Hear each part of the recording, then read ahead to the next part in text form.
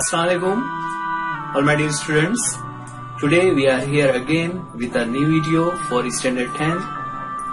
ये वीडियो मुंबई महानगर पालिका के वर्चुअल क्लास की तरफ से पेश किया जा रहा है। मैं Ansari Rashid Akhtar 10th standard English के एक नए लेसन के साथ। तो चलिए शुरू करते हैं आज का हमारा लेसन।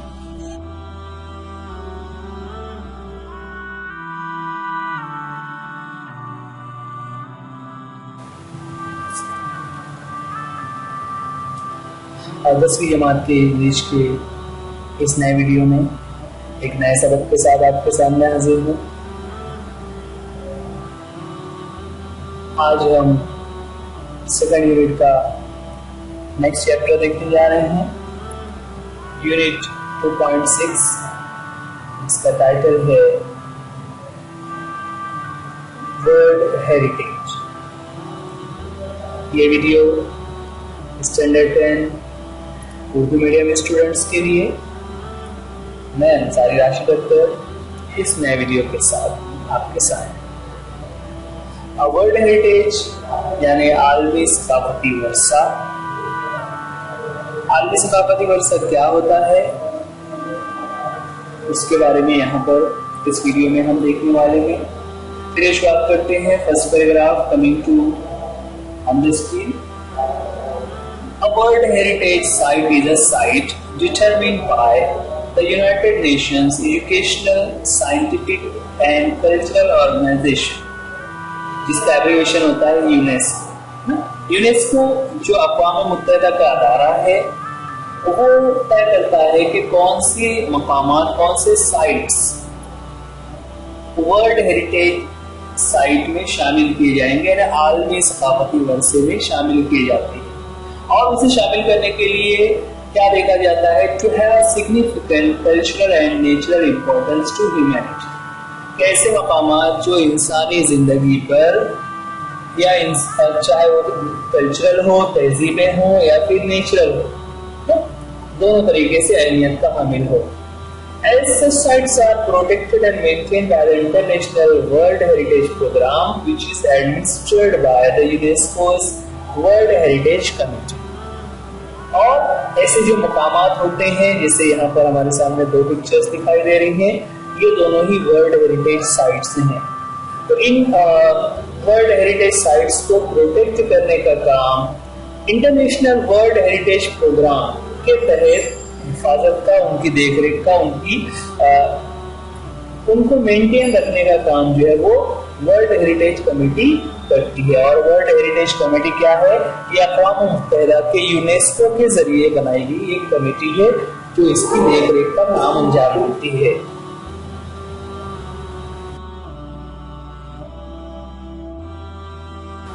आगे बता रहे हैं, because world heritage sites are places that are significant culturally or naturally. They are in type and include forests. They vary in type and include forest, lakes, monuments, buildings and cities. World heritage site यानी आलमी सकाफती मकामात, इसमें कौन सी चीजें शामिल हो सकती हैं? It varies ना, वो वेरी करता है, अलग अलग है। वो नेचुरल भी हो सकता है, कल्चरल भी हो सकता है। और उसमें कौन सी चीजें शामिल हैं? फॉरेस्ट भी शामिल है, जंगलात हो, लेक्स झीलें हो, मॉन्यूमेंट्स यानी कोई ऐसे तारीखी इमारतें हो, बिल्डिंग्स हो या सिटीज हो, सभी चीजों को उसमें शामिल किया हुआ है जो नेचर या कल्चर को डिफाइन करती है सिग्निफिकेंटली। तो इन तमाम चीजों को वर्ल्ड हेरिटेज साइट्स में शामिल किया जाता है।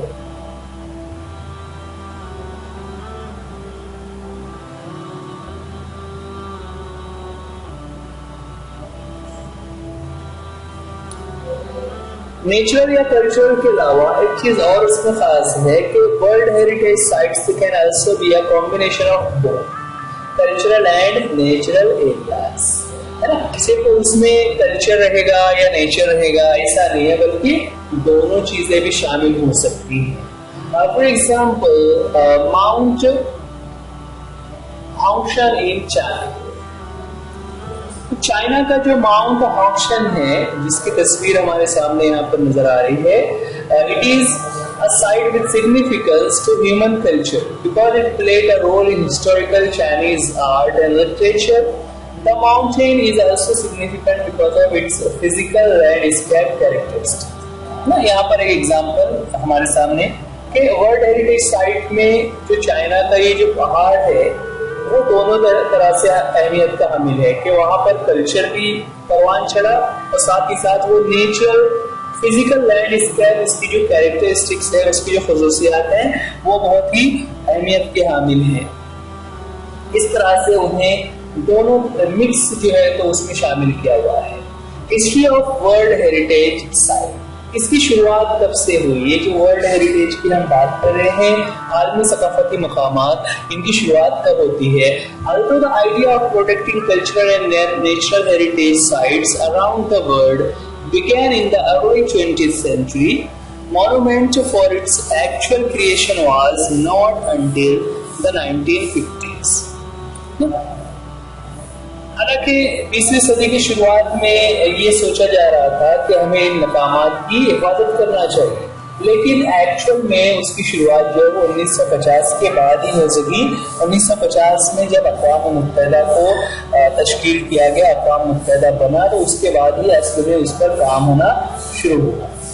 उसकी शुरुआत का भी एक वाक़या यहाँ पर दिया हुआ है। Egypt started plans to build the Aswan high dam to collect and control water from the Nile river. Okay, यहाँ पर जैसा कि पिक्चर में हमें नजर आ रहा है, 1954 यानी 1954 में इजिप्ट ने, मिस्र ने एक प्रोग्राम बनाया जिसमें उन्होंने क्या किया कि असवान हाई डैम्स, जो दरिया नील के ऊपर, उन्होंने एक डैम तामीर करने का प्रोग्राम बनाया ताकि दरिया नील का पानी जो समुद्रों में बह जाता है उसको कंट्रोल किया जा सके और उसे जमा करके उसे यूज में लाया जा सके। लेकिन the initial plans for the dam's construction would have flooded the valley containing the Apu Simbel temple and scores of ancient Egyptian artifacts. Okay? यहाँ पर जब उस डैम के बनाने का जो प्लानिंग हो रही थी, तो उस प्लानिंग के हिसाब से जब ये डैम बनेगा तो that would have flooded the valley. उसकी वजह से वो जो वैली है, जो वादी का इलाका है, जिसमें अबू सिंबल टेम्पल्स हैं, ये जो टेम्पल्स हमें नजर आ रहे हैं, ये टेम्पल्स और scores of ancient Egyptian artifacts यानी मुजस्समे, बर्तन, स्टोन वगैरह, जो तारीखी, जैसा नीचे यहाँ तस्वीर में दिखाई दे रहा है, ये स्कोर्स ऑफ का मतलब होता है प्लेंटी ऑफ, बड़ी तादाद में इस तरह की चीजें वहां पर थी। वो सब उस डैम की वजह से मुतासिर हो सकती थी, उस डैम के जरिए वो बर्बाद हो सकती थी। History of world heritage sites, जिसमें हम देख रहे हैं कि जो ये आलमी सकाफती जो मकामात हैं, जो वर्षा है, उसकी तारीख क्या है। यहाँ पर अभी बता रहे हैं कि in 1959 यानी 1959 की ये बात है, to protect the temples and artifacts, UNESCO launched an international campaign in 1959 that called for dismantling and movement of the temples to higher ground. क्या बता रहे हैं कि 1959 में वो जो इजिप्शियन टेम्पल्स थे और जो आर्टिफैक्ट्स थे, उनको बचाने के लिए, उनकी हिफाजत करने के लिए यूनेस्को ने एक प्रोग्राम लॉन्च किया। वो लॉन्चिंग, उस प्रोग्राम क्या था, उस प्रोग्राम के जरिए से उन्होंने एक कैंपेन, एक मुहिम लॉन्च की और उसके जरिए लोगों को ये पैगाम दिया, the dismantling and movement of temple. ना डिसमेंटलिंग, नीचे उसका मीनिंग लिखा हुआ है डिसअसेंबलिंग और पुलिंग डाउन, यानी किसी चीज को तोड़ देना या किसी चीज को अलग अलग कर देना, ठीक है। और ऐसा क्यों करना है? ताकि उसको दोबारा से तामीर किया जा सके। जैसे कि इस पिक्चर में हम देख रहे हैं, यहाँ पर जो स्टेच्यूज बने हुए हैं उसका डिसमेंटलिंग का प्रोसेस हो रहा है। कैसे किया जा रहा है कि जो स्टेच्यूज हैं उसको बड़े बड़े टुकड़ों में उसकी कटाई की जा रही है और फिर उसको बाद में फिर से जोड़ दिया जाएगा। तो ये डिसमेंटलिंग का प्रोसेस जो है 1959 में यूनेस्को ने शुरू किया। The project cost an estimated $80 million, $40 million of which came from 50 different countries। और इस पूरे प्रोजेक्ट के लिए यानी इन जो टेम्पल्स को ऊंचे मकामात पर ले जाने के लिए कुल जो खर्च एस्टिमेट किया गया था उसकी जो रकम है वो तकरीबन 80 मिलियन तक ये रकम जा रही थी और $80 मिलियन तक ये रकम जो जा रही थी उसमें से नियर अबाउट 40 मिलियन जो है वो अलग अलग ममालिक ने अपना कंट्रीब्यूशन दिया था। ऐसे 50 डिफरेंट कंट्रीज थे जिन्होंने इस काम में अपना पैसा इन्वेस्ट किया, अपनी तरफ से उसके अखराजात बर्दाश्त किए। यानी वो जो कमेटी है उसने जब लोगों के सामने, वर्ल्ड हेरिटेज कमेटी ने जब अपनी लोगों के सामने मुद्दा उठाया तो लोगों ने उसमें बढ़ चढ़कर हिस्सा लिया और इस तरह से 50 मुल्कों ने मिलकर $40 मिलियन की रकम जमा की। आगे बता रहे हैं कि because of the project success, ये प्रोजेक्ट जब सक्सेसफुल हो गया, UNESCO and the International Council of Monuments and Sites initiated a draft convention to create an international organisation responsible for protecting cultural heritage. जब ये 1959 का ये जो प्रोजेक्ट और ये कैंपेन उनका सक्सेसफुल हो गया तो उसके बेस पर यूनेस्को ने और International Council for Monuments and Sites, इन दोनों ने मिलकर इनिशिएटेड का मतलब होता है शुरुआत करना, आगाज करना। उन दोनों ने मिलकर एक कन्वेंशन की शुरुआत की ना। वो कन्वेंशन क्या था? उन्होंने ये तय किया कि to create an international organisation, एक आलमी सतह की एक ऐसी ऑर्गेनाइजेशन होना चाहिए responsible for protecting cultural heritage ना। जो दुनिया भर के जो सकाफती चीजें हैं उन सकाफती चीजों को बचाने और उन तहजीबों को कायम रखने के लिए उस पर काम कर सके, उसकी जिम्मेदारी उस अदारे पर हो। In 1965 आगे बता रहे हैं कि shortly thereafter in 1965 a White House conference in the United States called for a World Heritage to protect historic cultural sites but to also protect the world's significant natural and scenic sites। यहाँ पर जब बात चली cultural की तो उसके साथ साथ एक चीज और आई। क्या हो गया कि 1959 में जब ये प्रोजेक्ट हुआ तो उसके बाद 1965 में व्हाइट हाउस कॉन्फ्रेंस जो है तो यूनाइटेड स्टेट्स में रखी गई, जिसका टाइटल जो था वर्ल्ड हेरिटेज ट्रस्ट। और उसका मकसद क्या था? To protect the historic cultural sites, कि दुनिया भर के जितने भी कल्चरल साइट्स हैं, ऐसे मकामात हैं, उनकी प्रोटेक्शन की जा सके, उनकी हिफाजत की जा सके। और इसके साथ साथ to protect the world's significant natural and scenic sites ना। सीनिक सीन से बना हुआ है, जो ऐसे मकामात हैं जिनको जो अपने आप में काबिल दीद देखने के लायक जो मकामात है उनकी भी हिफाजत का फैसला उस मीटिंग में किया गया। आगे है इन 1972 finally in 1968 the International Union for Conservation of Nature developed similar goals and presented them at the United Nations Conference on Human Environment in Stockholm, Sweden in 1972। 1972 में जो ह्यूमन इन्वायरमेंट पर स्वीडन में Stockholm में जो conference हो रही थी अक़वाम मुत्तहिदा की, उसमें international union for conservation of nature, है ना, ये भी एक अदारा है जो नेचर के कंजर्वेशन पर, यानी कुदरती माहौल और कुदरती चीजों को बाकी रखने पर उनके कंजर्वेशन, उनकी हिफाजत की जिम्मेदारी अदा करता है।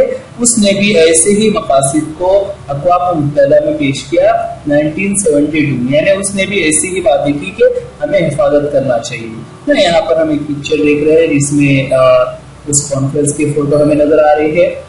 Following the presentation of these goals, the Convention concerning the protection of world cultural and natural heritage was adopted by UNESCO's General Conference on November 16, 1972।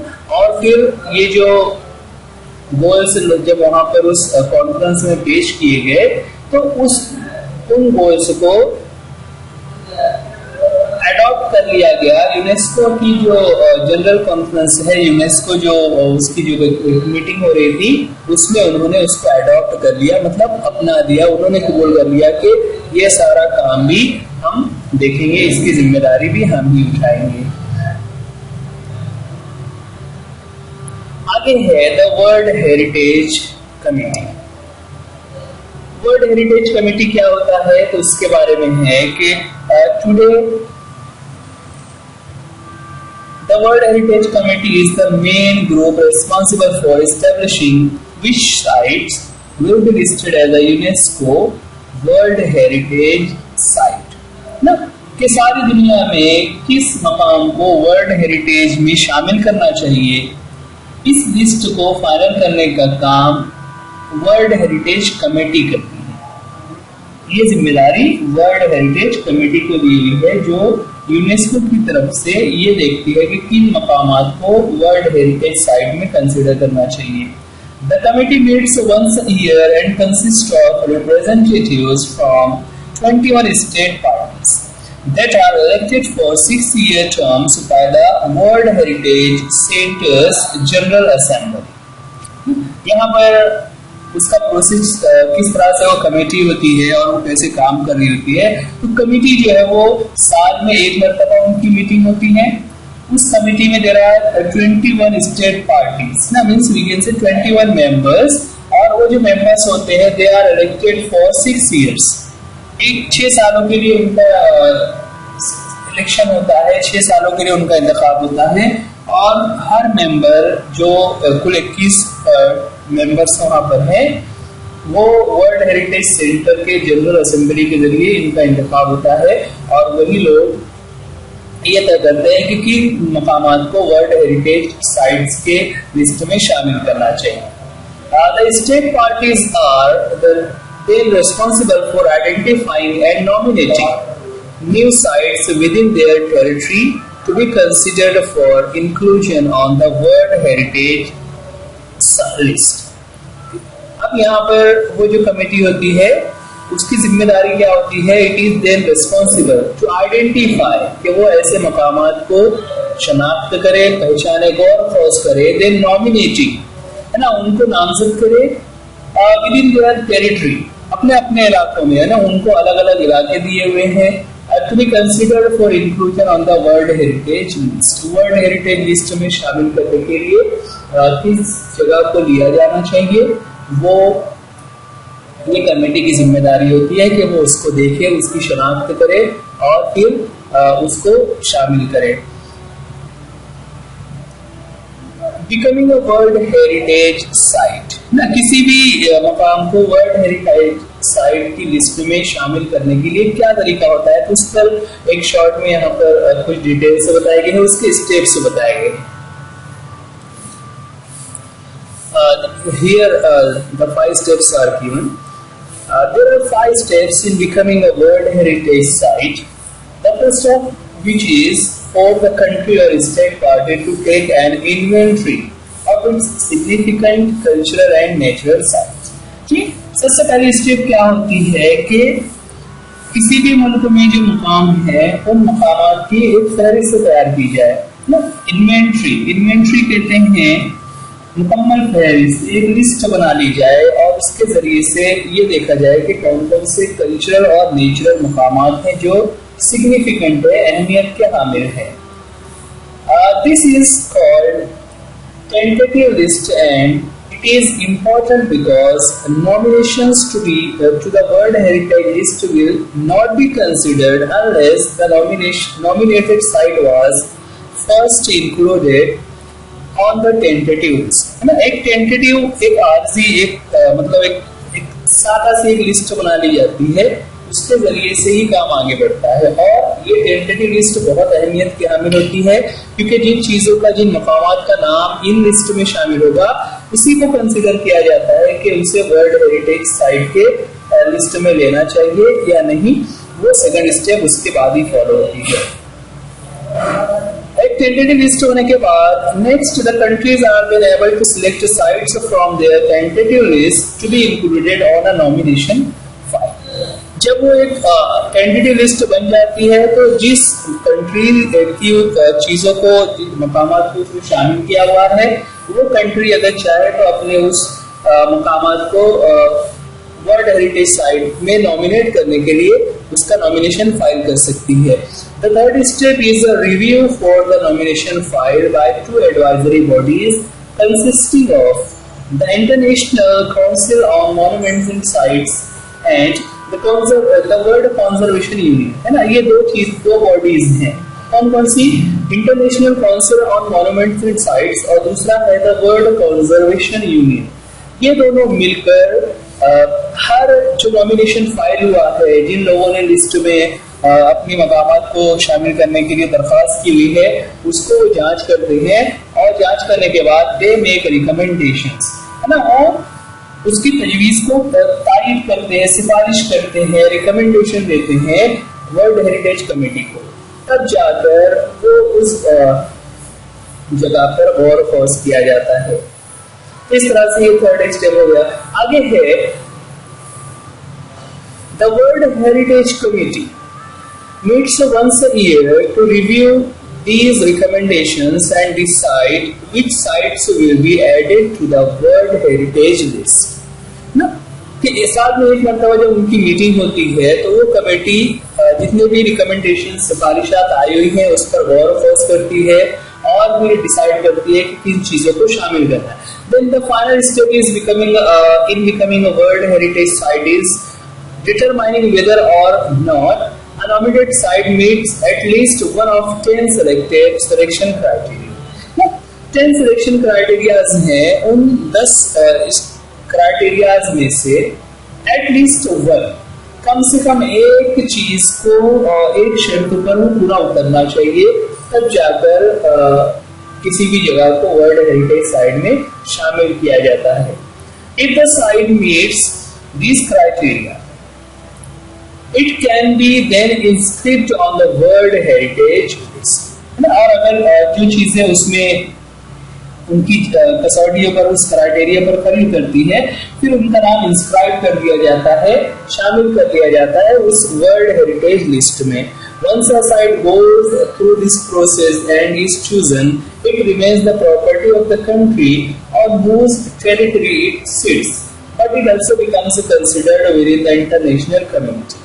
और एक मरतबा जब किसी जगह, चीज को, किसी मकाम को अगर वर्ल्ड हेरिटेज की लिस्ट में शामिल कर दिया हुआ है, इसका मतलब ये होता है कि अब वो सिर्फ उस मुल्क की मिल्कियत नहीं है, बल्कि अब वो एक आलमी पैमाने पर पूरी दुनिया के लिए अहमियत की हामिल एक चीज बन गई है, सभी लोग उसको अहमियत देते हैं। Next is types of heritage sites.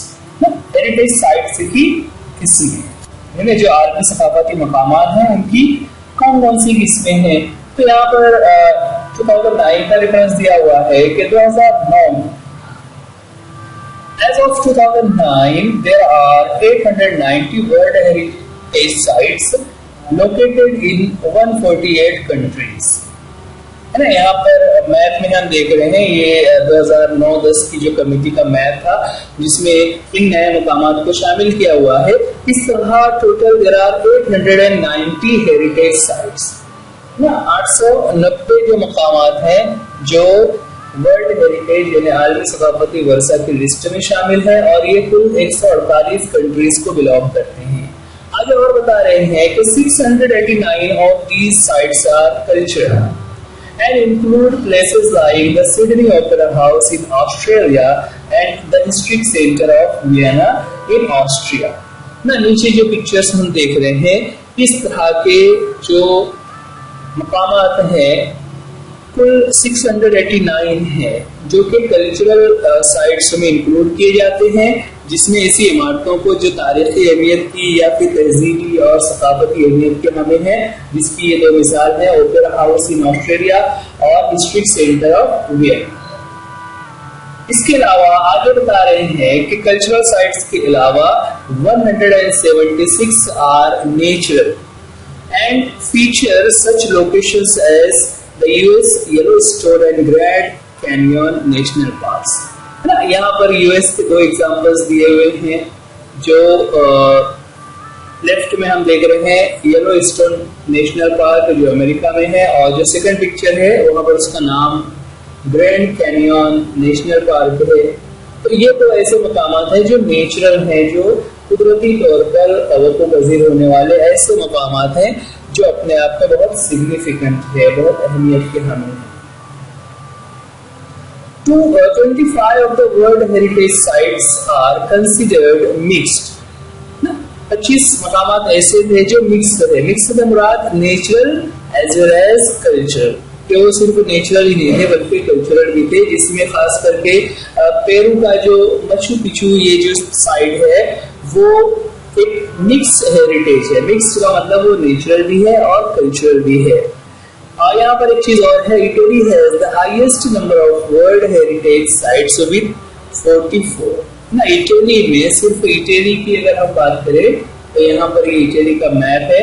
इस इटली के मैप में हम देख सकते हैं जो रेड कलर से मकामात को मार्किंग किया हुआ है, देयर आर 44 साइट्स जिनको वर्ल्ड हेरिटेज में शामिल किया हुआ है। अगर हम इटली की बात कर रहे हैं तो इसी तरह हम भारत के बारे में भी कह सकते हैं कि भारत में कितने मकामात हैं। तो India has 36, 28 cultural, 7 natural and 1 mixed heritage site. देखिए यहाँ पर हमारे मुल्क में भी there are 36 places which are considered as world heritage sites, है ना। और ये सारा सर्वे जो है वो 2009 का बताया जा रहा है, क्योंकि हमारी जो बुक पब्लिश हुई थी उसमें जो डेटा दिया हुआ है वो उसके उस बात का दिया हुआ। और हर साल जैसा कि हम अभी देख रहे हैं तो साल में एक मरतबा इनकी मीटिंग होती है, तो ये मकामात जो है वो तब्दील होते रहते हैं। किसी चीज को शामिल किया जाता है, किसी को नहीं शामिल किया जाता। मुंबई में भी बहुत सारे ऐसे मकामात हैं जो वर्ल्ड हेरिटेज साइट में शामिल है, जिसमें गेटवे ऑफ इंडिया भी शामिल है। These World Heritage Heritage Committee has divided the world's country into 5 geographical zones, which include 1 Africa, 2 Arab states, 3 Asia Pacific including Australia and Oceania, 4th Europe and North America, and 5th is Latin America and Caribbean। ना यहाँ पर जो जमीन की तकसीम है उसके हिसाब से ना ये जो मैप है वो तो हम कॉन्टिनेंट्स देख रहे हैं, लेकिन वर्ल्ड हेरिटेज कमेटी ने इस पूरे मैप को 5 हिस्सों में तकसीम किया हुआ है, जिसमें अफ्रीका का पूरा कॉन्टिनेंट है, अरब स्टेट्स को एशिया से अलग किया हुआ है, जबकि एशिया को पैसिफिक ओशन के साथ जोड़कर उसमें ऑस्ट्रेलिया और ओशियाना का जो पूरा समुद्री इलाका है उसे शामिल किया हुआ है। और इस तरह से 5 हिस्सों में तकसीम किया है, जहां पर वो हर साल वर्ल्ड हेरिटेज साइट्स को कंसिडर करते हैं। The last topic is World Heritage Sites in Danger, है ना। ये भी एक अहम टॉपिक है कि जो आलमी सकाफती मकामात है वो खतरे में है। खतरे में किस तरह से हैं? So let's see. Like many natural and historic cultural sites around the world, many World Heritage Sites are in danger of being destroyed or lost due to war, poaching, natural disasters like earthquake, uncontrolled urbanization, heavy tourist traffic, and environmental factors like air pollution and acid rain। सो यहाँ पर जो एक नई बात हमें, जैसा कि हम नीचे की पिक्चर में भी देख सकते हैं, जो वर्ल्ड हेरिटेज साइट है उसमें वो किस तरह से खतरे में है, किस तरह डेंजर में है ना। तो बहुत सारी वजूहात हैं। सबसे अहम हो जाए तो वार है ना, या फिर पोचिंग है ना। पोचिंग यानी चोरी हो जाना। जैसे देखते हैं बहुत सारे जो तारीखी मकामात है, वहाँ के जो मुजस्सिम वगैरह होते हैं, लोग उनको पूरे तरह लेकर चले जाते हैं और उसको खराब कर देते हैं। या फिर नेचुरल डिजास्टर्स की वजह से भी होता है, natural disasters like earthquake etcetera. या फिर अनकंट्रोल्ड अर्बनाइजेशन के लोगों ने बहुत सारे जगहों पर जो है तो बस्तियां बसा ली है, शहर बना लिए हैं। इसके अलावा हैवी टूरिस्ट ट्रैफिक होता है, या फिर पॉल्यूशन और एसिड रेन जैसी जो चीजें हैं वो भी अफेक्ट करती है इन वर्ल्ड हेरिटेज साइट्स को। उनकी हिफाजत और उनकी देखरेख एक मुश्किल अमल बन गया है। World heritage sites that are in danger are inscribed on a separate list of World Heritage Sites in danger। देखिए उसके लिए एक अलग से लिस्ट बना ली गई है, which allows the World Heritage Committee to allocate resources from the World Heritage Fund ना। जो ऐसी जगह है, जो ऐसे मकामात हैं, उनकी अलग से लिस्ट बना ली गई है और फिर उसके लिए एक फंड जो है वो तश्कील दिया हुआ है। और वहां से वर्ल्ड हेरिटेज कमेटी कोशिश करती है कि उन जो तारीखी सकाफती मकामात हैं उनकी हिफाजत की जा सके और उनको बचाया जा सके। In addition different plans are put into place to protect and और टू रिस्टोर द साइट ना। अलग अलग प्लानिंग चल रही है, अलग अलग मंसूबे चल रहे हैं जिसके जरिए से उनकी हिफाजत का काम किया जा रहा है। If, however, इन सब के बावजूद भी a site loses the characteristic which allowed for it to be originally included in the World Heritage List। अगर किसी चीज को, किसी मकाम को वर्ल्ड हेरिटेज लिस्ट में शामिल किया हुआ है और वो खासियत है, वो सिग्निफिकेंस उस मकाम में अब बाकी ना रहे, तो ऐसे में जो वर्ल्ड हेरिटेज कमेटी है, they can choose to delete the site from the list। वो लोग उसे उस लिस्ट से खारिज भी कर सकते हैं। To learn more about World Heritage Sites, visit the World Heritage Center's website। ना वर्ल्ड हेरिटेज सेंटर का जो वेबसाइट है, जिसका एड्रेस नीचे लिखा हुआ है whc.unesco.org। इस वेबसाइट पर हम जाकर और भी उसकी तफसीलात देख सकते हैं। तो ये हमारा चैप्टर वर्ल्ड हेरिटेज किस तरह से पूरा उसका सिस्टम काम करता है उसके बारे में हम मालूमात हासिल कर रहे थे। ये वीडियो आप BMC एजुकेशन उर्दू स्टैंडर्ड 10 इस चैनल पर देख रहे हैं। आप इस वीडियो को लाइक कीजिए, चैनल को सब्सक्राइब कीजिए, बेल आइकॉन को जरूर दबाइए ताकि आपको हर नए आने वाले वीडियो का नोटिफिकेशन वक्त पर मिल सके। वीडियो में जो बातें ना समझ आ रही हो आप कमेंट्स में हमसे पूछ सकते।